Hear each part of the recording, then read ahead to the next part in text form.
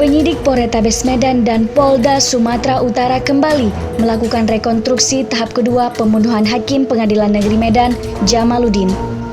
Ketiga tersangka menjalani reka ulang kejadian sebanyak 77 adegan, Kamis 16 Januari 2020. Ketiga tersangka yaitu Zuraida Hanum, Jeffrey Pratama, dan Reza Fahlevi. Rekonstruksi ini disaksikan Jaksa Penuntut Umum serta Kejaksaan Negeri Medan. Rekonstruksi tahap 2 ini dilakukan di 4 lokasi di Kota Medan dan Kabupaten Deli Serdang, seperti di rumah keluarga tersangka Jeffrey Pratama dan Reza Fahlevi di Geraha Johor, Jalan Karya Wisata. Kemudian di rumah korban di Perumahan Royal Monaco, Jalan Aswad Medan, dan di kediaman Reza di kawasan Medan Selayang. Terakhir di kawasan perkebunan sawit Desa Sukadame, Kecamatan Kutalim Baru, Kabupaten Deli Serdang, Sumatera Utara.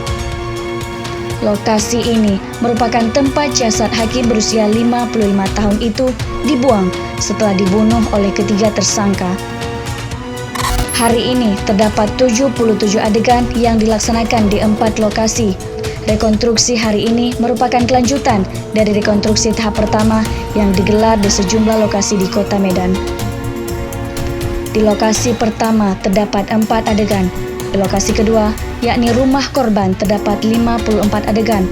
Dan di lokasi ketiga, yaitu di rumah Reza dan sekitarnya, terdapat 6 adegan.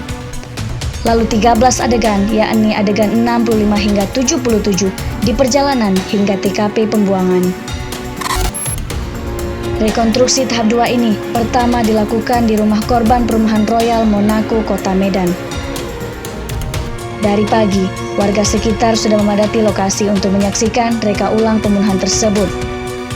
Melihat warga berdatangan, aparat kepolisian membuat pembatas dengan menggunakan polis lain puluhan meter dari rumah korban.